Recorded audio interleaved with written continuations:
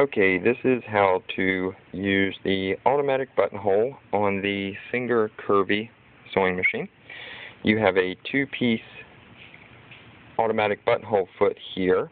You can use this by itself, or you can attach this to the bottom part, and it gives you kind of a frame that you stick the material in between the two pieces, and it sandwiches it to keep any materials from puckering and such.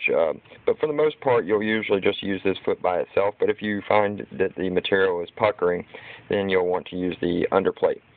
So for this purpose, we'll just use the standard foot. What you'll want to do is you'll want to put your button in here. We're going to pretend this is a button. You'll want to drag this down until it's nice and snug.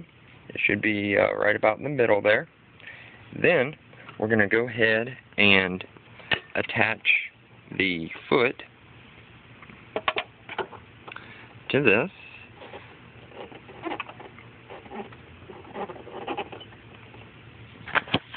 I need to use two hands here, so bear with me.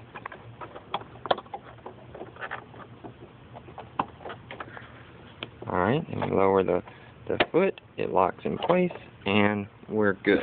So, we have our button still in the back of the foot, and we are now going to drop this lever, and this lever should fit in between. There's a plastic piece here, there's a metal piece here, and this lever should go in between the two. Then we go ahead and place our material underneath here. I'm going to do one stitch and pull it out just to get the thread in the foot here. And now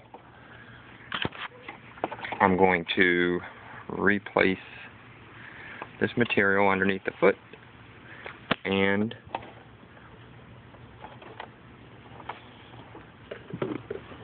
we just press the foot control, and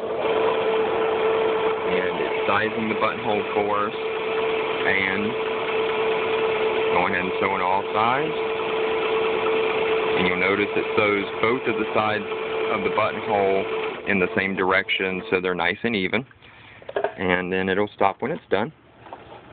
And as you can see, we have a buttonhole to fit our button that we wanted it for. Now, let's use a larger button here. We're going to just open this part in the back. We're going to slip in our button.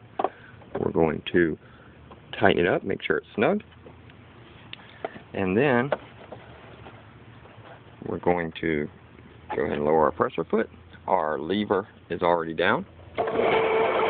And it's going to go backwards first. And then it's going to make the side of the buttonhole. And then it's going to sew up the right-hand side, and then sew back down in the same direction so the buttonhole is nice and even.